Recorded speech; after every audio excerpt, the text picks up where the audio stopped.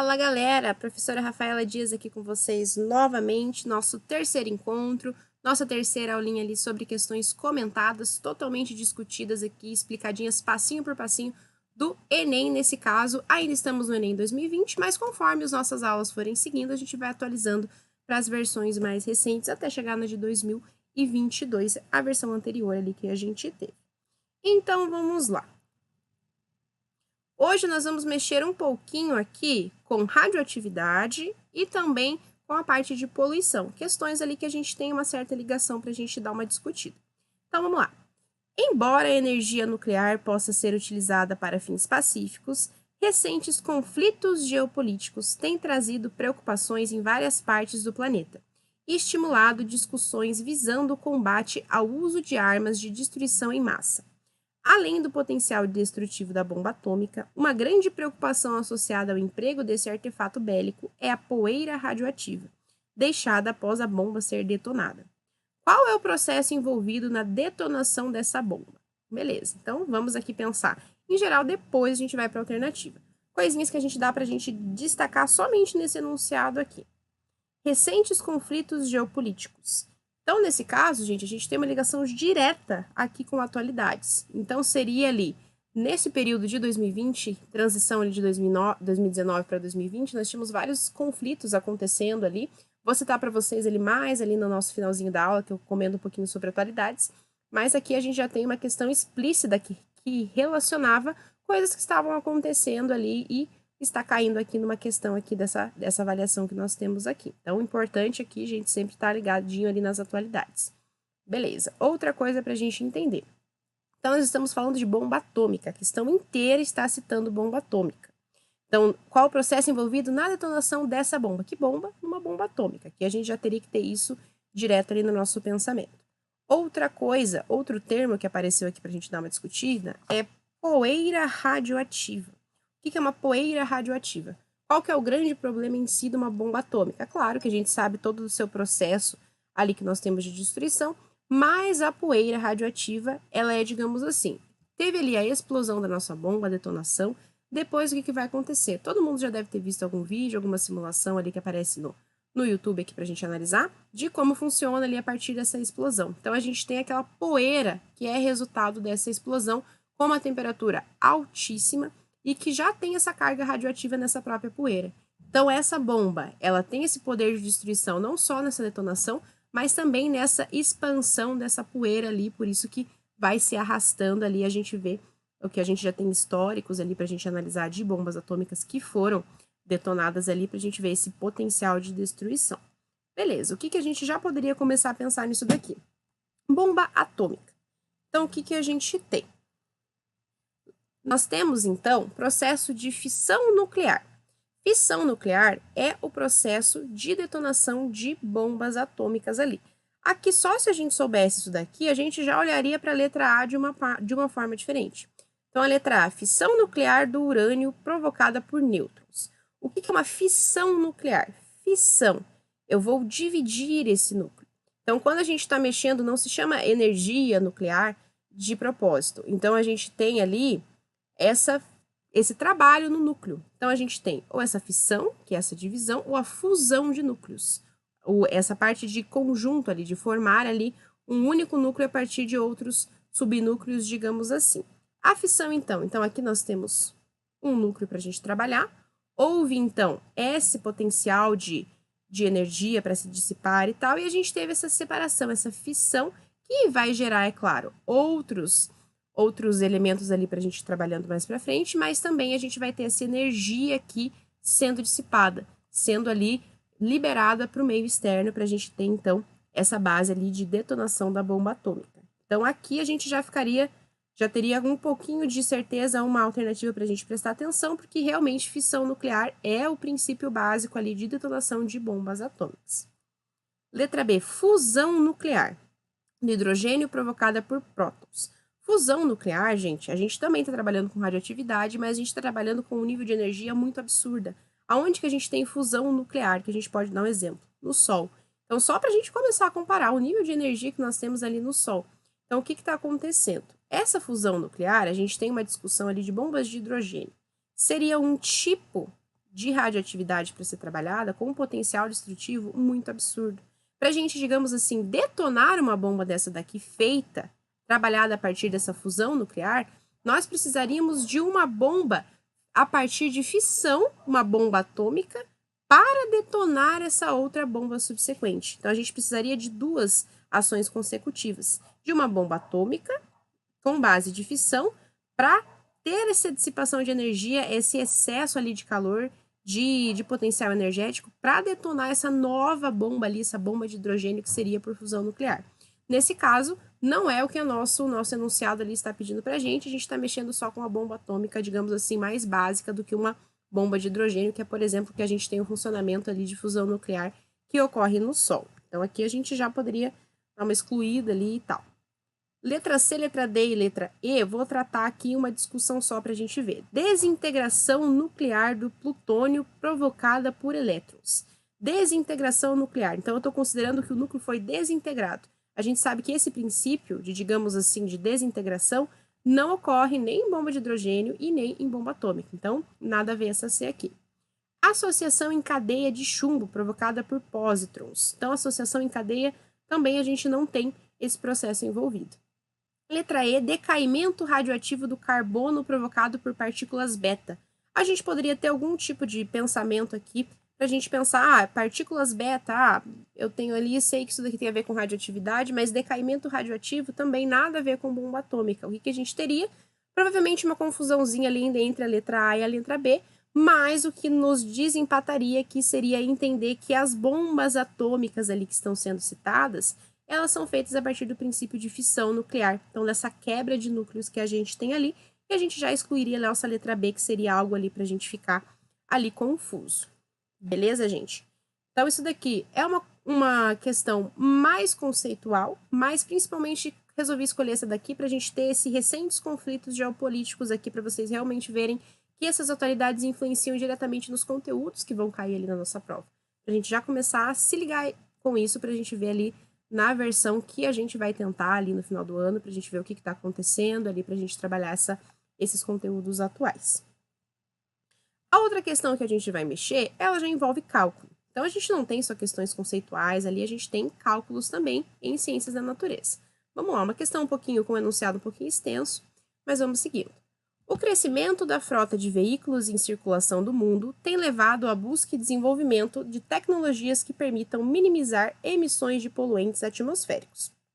O uso de veículos elétricos é uma das propostas mais propagandeadas por serem de emissão zero. Podemos comparar a emissão de carbono na forma de CO2, massa molar igual a 44 gramas por mol, para os dois tipos de carros, a combustão e elétrico. Considere que os veículos tradicionais a combustão, movido a etanol, massa molar igual a 46 gramas por mol, emitem uma média de 2,6 mol de CO2 por quilômetro rodado e os elétricos emitem o equivalente a 0,45 mol de CO2 por quilômetro rodado, considerando as emissões na geração e transmissão da eletricidade. A reação de combustão do etanol pode ser representada pela equação química. Então, a gente tem a nossa equação aqui, a gente já pode dar uma olhadinha ali que ela já está balanceadinha, beleza. Foram analisadas as emissões de CO2 envolvidas em dois veículos, um movido a etanol e outro elétrico, em um mesmo trajeto de 1.000 quilômetros. Beleza. A quantidade equivalente de etanol economizada em quilograma com o uso do veículo elétrico neste trajeto é mais próxima de.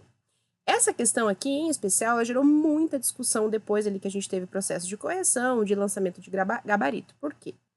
Se a gente prestar bem atenção aqui, a gente está mexendo com o CO2. A gente está mexendo com reação de combustão, reação de queima. Mas, quando a gente vai tratar, mas o veículo elétrico ele não tem essa queima, ele não tem esse princípio. Aqui a gente teria que achar uma suposição para a gente resolver. A gente teria que envolver essa queima mesmo nos veículos elétricos para a gente ter ali um nível de comparação. Então, foi uma questão que gerou muita discussão, porque tecnicamente ali seria uma questão que a gente teria problemas conceituais ali, veículo elétrico mais queima, então seria uma questão ali pra gente pensar. Beleza, gente. Então a primeira coisa que a gente vai fazer, vamos fazer passinho por passinho aqui, vamos limpando esses enunciados gigantescos que aparecem aqui pra gente. Primeira coisa, a gente tem que ir tirando os dados que a gente vai precisar. Primeira coisa, vamos mexer ali com essa produção que nós temos. Então, aqui, ó, por exemplo, considere que os veículos tradicionais a combustão, movidos a etanol, emitem uma média de 2,6 mol de CO2 por quilômetro rodado, e ali os elétricos 0,45 mol de CO2 também por quilômetro rodado. Vamos limpando e colocando essas informações aqui para a gente. Então, esse EL aqui a gente vai se referir a elétrico e o ET a etanol. Então, a gente tem aqui 0,45 mol de CO2 por quilômetro rodado no caso dos elétricos e 2,6 mol de CO2 à base de etanol ali também por quilômetro rodado. Primeira coisa que a gente já tem que relacionar aqui é dar uma olhadinha nessa reação e já ver que é uma reação de combustão, é uma reação de queima, por mais que a gente tenha que supor ali no caso dos veículos elétricos. Então, aqui, primeira coisa que a gente também vai analisando, aqui, esses dados que foram dados para a gente por quilômetro rodado. Mas aqui no nosso comando, ele quer aqui, ó, em um trajeto de 1.000 quilômetros. Então, a gente já vai saber que esses dados que foram nos apresentados ali, ele é para 1 quilômetro. A gente vai ter que fazer uma conversãozinha ali no final, porque a gente não quer saber 1 quilômetro, a gente quer saber 1.000 quilômetros ali. Então, primeira coisa, vamos ver essa produção aqui, já vamos trabalhar com essa conversão. Eu sei que no caso ali dos movidos a etanol, com essa reação de queima, 2,6 mol aqui para cada 1 quilômetro rodado. Mas eu não quero 1 quilômetro, eu quero saber para 1.000 quilômetros. Então, eu quero descobrir a quantidade, quantos mols ali, que eu vou ter nesse trajeto de 1.000 quilômetros. Então, aqui para a gente já fazer essa conversão logo no início, para a gente não acabar se confundindo ali no finalzinho. Então, a gente vai fazer aqui, então, multiplicando o cruzado aqui, uma regrinha bem básica, x vezes este 1 aqui, x mesmo, 2,6 vezes 1.000, 2.600. Ah, mas é uma conta mais complicadinha de a gente fazer devido à grande quantidade de zeros. É só a gente deslocar a nossa vírgula. Primeira coisa, a gente está multiplicando por 1.000, esse 2,6, a gente está multiplicando, esse número vai ter que aumentar. Então, a minha vírgula ela vai para trás. Tenho 3 zeros, essa vírgula vai se deslocar 3 casas. Então, 1, 2, 3. Nós já veríamos diretamente ali que a gente tem que adicionar 2 zeros. Então, aqui eu já tenho a minha quantidade certinha ali para 1.000 quilômetros, que é de 2.600 mol de CO2 ali sendo liberados, sendo produzidos nessas reações. Beleza. Agora, continuando. Aqui, o que a gente tem que se atentar bastante? Vamos dar uma olhadinha aqui na nossa reação, aqui na nossa equaçãozinha. Aqui a gente já tem tudo balanceadinho, não tenho nenhum número aqui na frente desse etanol, então ele é 1 automaticamente. Mas qual que é a proporção que a gente tem? Então, tomar muito cuidado, gente, quando aparecer a equação química, vamos dar uma olhadinha prestando atenção nesses coeficientes que a gente tem ali na frente dessas substâncias que aparecem aqui. Então, isso daqui é proporção. Eu estou dizendo, embora não apareça aqui, 1 etanol mais ali 3 O2 fazem aqui a reação e produzem ali 2 CO2 e 3 moléculazinhas ali de água. Então, a gente tem que considerar essa proporção na hora de fazer o cálculo. Grande parte dos erros, das confusões que a gente tem em estequiometria é esquecer desses números que estão aqui na frente e considerar tudo como 1 para 1. Ali, então, a gente segue com isso daqui. Então, beleza. A gente já tem aqui esses 2.600 mol de CO2. Mas a minha reação, ela está me dizendo que um etanol, ele produz aqui 2 CO2. Então, aqui, 1 mol de etanol produz 2 mol de CO2. Eu quero descobrir o quê? Minha questão pede para eu identificar a quantidade ali de etanol economizada. Então, eu já descobri aqui a proporção de CO2, mas ele quer o etanol. Então, eu tenho que descobrir aqui, ó. Eu já sei o CO2. Eu sei que foram produzidos aqui 2.600 mol aqui de CO2 nesse trajeto de 1.000 quilômetros. Eu quero descobrir quantos mol de etanol aqui foram utilizados. Ah, mas a minha questão vai me pedir ali em quilograma. Depois a gente faz isso daqui. Primeiro vamos trabalhar com a proporção da estequiometria. Então aqui, de onde que eu tirei esse 1 mol de etanol, 2 mol de CO2? Aqui da minha reação, dessa minha proporção. Beleza. E vou multiplicar em x. Chamei aqui essa nova quantidade de y para a gente não ter ali vários x igual ali. Sempre quando a gente está trabalhando com o descobrimento ali de valores diferentes, trabalhem com letras diferentes para vocês conseguirem separar essas informações aqui. Então, beleza. Vou multiplicar cruzado, y vezes 2, 2y, e aqui 1 vezes 2.600, o próprio 2.600. A gente chegaria aqui a 2.600 dividido por 2, a gente tem que este trajeto, de 1.000 quilômetros, ele tem ali essa proporçãozinha aqui, essa produção de 1.300 mol de etanol. Eu vou precisar disso daqui para fazer, dessa quantidade para fazer esse deslocamento. Beleza. Agora, o que eu vou entender aqui, gente? A gente já vai analisar diretamente essa quantidade que foi economizada. Então, beleza. Então, aqui a gente já tem objetivamente aqui o que a gente precisaria. Eu tenho, então, 1.300 mol de etanol. Agora, vamos trabalhar novamente com a nossa suposição. Então, aqui, ó, só vamos já começar a calcular também. A gente já mexeu com o etanol. Vamos mexer agora com os veículos elétricos, supondo que haja essa queima ali, essa produção, para a gente entender. Então, vamos lá. Aqui a gente faria, então, o mesmo jeitinho que a gente fez aqui. Eu sei que 0,45 mol ali para 1 quilômetro. Quem que me deu isso? O próprio exercício. Eu não quero descobrir para 1 quilômetro, eu quero descobrir para 1.000. Então, beleza. Então, vou fazer aqui a minha regrinha, vou multiplicar, vou ter aqui 1 vezes xx, 0,45 vezes 1.000 também, 450 mol de CO2 para eu trabalhar. Beleza.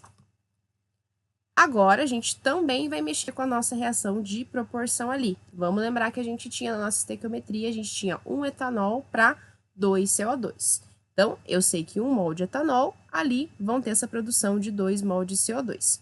Mas eu quero descobrir aqui, ó, eu sei que eu vou ter essa produção aqui de 450. Então, eu vou descobrir quanto de etanol que, teoricamente, é claro, seriam necessários para esse processo aqui, para essa produção, para esse deslocamento de 1.000 quilômetros. Vou fazer minha regrinha ali. Então, y vezes 2, ali que a gente ia ter, e ia dar o 225 aqui direto. Então, 1 vezes 450, aqui só o 2 aqui na frente do nosso y, ficaria 450 dividido por 2, 225.